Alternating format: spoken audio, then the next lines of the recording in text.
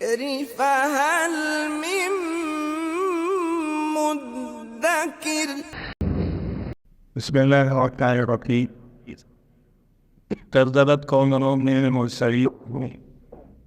ستلایا قوم نوح نے رسولوں کو اس قال امرهم جب ان سے ان کے بھائی نوح علیہ السلام نے کہا الا تتقون کیوں نہیں تم تقوی اختیار کرتے، انی بے شک میں لکم تمہارے لیے رسول امین امانت دار رسول ہوں، فاتقوا اللہ پس تم اللہ تعالیٰ سے ڈرو، واطیعون اور میری اطاعت کرو، وما اسألکم علیہ اور نہیں میں سوال کرتا تم سے جس پر من اجر کسی اجرت میں، من اجری نہیں ہے میری اجرت الا مگر اعلیٰ رب العالمین جہانوں کے پروردگار کے ذمے، فاتقوا اللہ پس تم اللہ سے ڈرتے رہو، واطیعون اور میری اطاعت کرو۔ قالوا انہوں نے کہا انؤمن لک کیا ہم آپ پر ایمان لائیں، واتبعک الارذلون اور آپ کی تو پیروی دین ہے حقیر لوگوں میں۔ قال نوح علیہ السلام نے فرمایا وما علمی اور میں کیا جانوں بما کانوا یعملون کہ وہ کیا کرتے ہیں، ان حسابهم نہیں ہے ان کا حساب و کتاب الا مگر علی ربی میرے رب کے ذمے لو تشکرون اگر تم کچھ شعور رکھتے ہو، وما انا بطارد المؤمنین اور نہیں ہوں میں مومنوں کو رضا کرنے والا ان سے الگ ہونے والا، ان انا نہیں ہوں میں الا مگر نذیر مبین کھلا ڈرانے والا۔ جناب موسیٰ علیہ السلام اور جناب ابراہیم علیہ السلام کا واقعہ مگر سننا ہے۔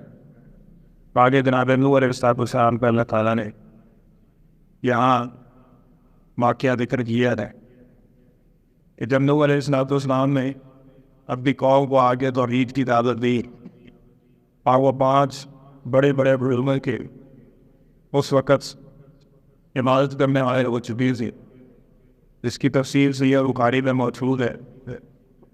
یہ باق سوار روس یہود و مذہب ان کی عبادت کس طرح کرنے لگے، یہ نہیں تھا کہ فوراً ہی ایسے لوگ پیدا ہو گئے کہ جو ان کی عبادت کرنا شروع ہو گئے، بلکہ یہ شرکیہ عقیدہ نسب بن نسل شیطان نے آہستہ آہستہ عقیدت کے روپ میں کیکی کے روپ میں ان کو سکھایا کہ پہلے صرف ان کے ساتھ عقیدت کا حساب اور پھر اس کے ساتھ اس کو بڑھاتے بڑھاتے شرک تک گئے۔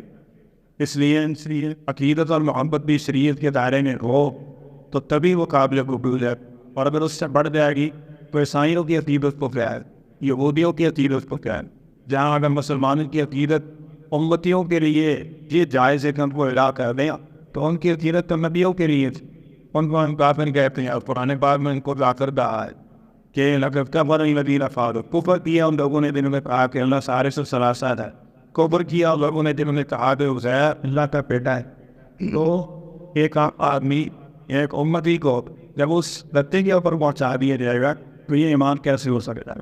تو یہی جناب نوح علیہ السلام کی قوم کیا تذار کہ انہوں نے 5 بزرگوں کو اللہ تعالیٰ کا شریک بنا دی، تو اللہ نے ان کو ڈرانے کے لیے جناب نوح علیہ السلام کو بھیجا۔ انہوں نے آ کے ان سے کہا اس بار ہم ابو اور نوح علیہ السلام بھی نہیں اور سے نہیں آئے، بلکہ وہی نہیں پیدا ہوئے وہی جوان ہوئے، اور اس کے بعد اسی لیے اللہ تعالیٰ نے فرمایا کہ اخوہم یعنی ان کے بھائی کو نہیں میں سے، یعنی ہم نے قوم میں سے کھڑا کیا جناب نوح علیہ السلام کو نبوت دی، رسالت دی، اور ان کو کہا کہ اللہ تو تقین جاؤ ان کو پیغام دو، کیا تم ڈرتے نہیں ہو اللہ سے کہ اس کا حق غیروں کے سن ہم نے تقسیم کرنے جاؤ؟ تو اللہ تعالیٰ سے ہمیں کوئی ڈر اور خوف نہیں ہے۔ انتی رسول نبی میں حدیث سنانے والا نہیں ہوں تمہیں، یا کوئی تمہارے ساتھ پوری دشمنی یا دعوت والی موضوع نہیں ہے، میں اس رب کی طرف سے رسول ہوں، اور اس کے بھیجے ہوئے پیغام میں سرا راوی نے اپنی طرف سے کوئی امیزش یا خیال کرنے والا نہیں ہوں، امانت کے ساتھ یہ پیغام پوری دیانتداری سے پہنچانے والا ہوں۔ فاتقوا اللہ لہذا تم اللہ سے ڈر جاؤ، واطیعون اور میری اطاعت کرو۔ یہاں ایک بات اس سبق سے میں رکھ لیں کہ اللہ تعالیٰ کی اطاعت ضروری ہے، وہاں رسول پاک صلی اللہ علیہ وسلم کی اطاعت بھی ضروری ہے۔ اللہ کی اطاعت کیا ہے کہ قرآن پاک کو مانا ہے، اور رسول اللہ صلی اللہ علیہ وسلم کی اطاعت کیا ہے کہ حدیث رسول کو بھی ساتھ مانا جائے۔ اگر ایک شخص کہتا ہے میں اللہ کی بات کو مانتا ہوں لیکن رسول اللہ صلی اللہ علیہ وسلم کی حدیث ہے میں ان کو تسلیم نہیں کرتا، تو وہ قرآن کو نہیں مانتا. اس لیے کہا گیا کہ فتق اللہ, اللہ سے ڈرنا ہے. کیسے ڈرنا ہے؟ رسول بتایا ہے وہ اس کا ڈر رہا ہے. تو یہ بھی درجہ بدرجہ آگ کی طرف لے جایا جا رہا ہے. درجہ بدرجہ جو ہے اسلام سے بدرخ کرنے کے لیے یہاں تک پہنچے. تو بڑی ذریعے گئی تو سلم نے تو اس کی بشین کوئی کر دی تھی. ایک وقت بتایا گیا ایک شخص تجیے سے اوپر ٹیک لگا کے بیٹھا ہوا ہوگا اور کہے گا کہ صرف تم پان پلا پکڑو دیجیے یہ کوئی شے نہیں ہے.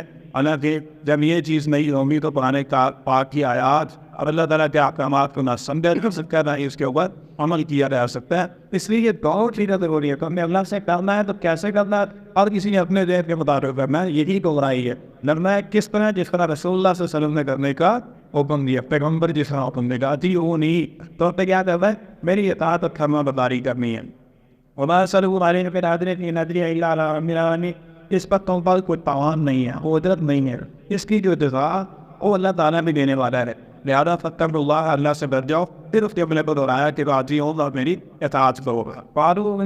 میرا اللہ کو تو وہی ماننے والے تھے, لیکن اللہ کے ساتھ 5 کو مانتے تھے نا. جب پیغمبر نے آگے کہا کہ میری اطاعت کرو جس طرح میں کہوں گا اس طرح اللہ کی تم نے اللہ سے ڈرنا ہے, اس طرح اللہ تعالیٰ کو ماننا ہے. اور وہ کیا تھا کہ صرف ایک اللہ کو ماننا. اس نے کیا اس کی اطاعت کا انکار کیا, اللہ کی اطاعت کا انکار نہیں کیا.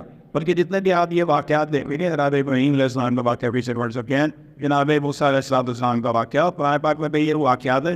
ان میں پیغمبروں کا انکار کیا ہوا, ٹھیک ہے, پیغمبروں کا انکار کیا گیا. اور یہاں کیا کہا کہ عدم میں رکھا وطبہ کے نظر ہم آپ کے ساتھ نہیں بیٹھ سکتے. مکے کی حالات بھی اسی طرح سے اس سے ملتے جلتے تھے. اور یہ صورت روسکیے سے بان سے بھی ذکر کی گئی ہے کہ آپ کے ساتھ یعنی آپ کی پیروی کرنے والے اور آپ پر ایمان لانے والے وہ لوگ ہیں, کمزور لوگ ہیں, فقیر عجیب قسم کے لوگ ہیں, بنیادہ ان کے ساتھ نہیں بیٹھ سکتے.